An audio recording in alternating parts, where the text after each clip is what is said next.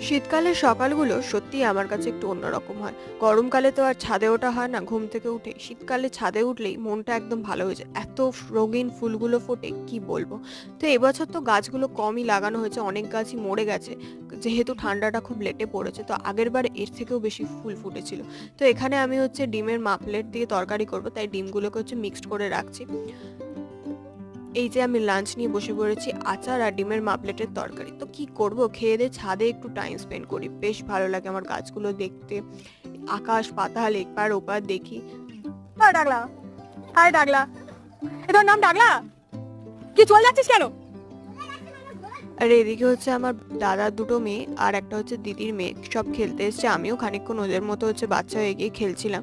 তো সন্ধে হয়ে যাওয়ার পরে নিচে নেমে আবার আমি পড়তে বসেছি। তো এইভাবেই তো আমার দিনগুলো পড়ে পড়ে শেষ হয়ে যাচ্ছে। চলো দেখা হচ্ছে কালকে নতুন একটা মিনি ব্লগে। টাটা।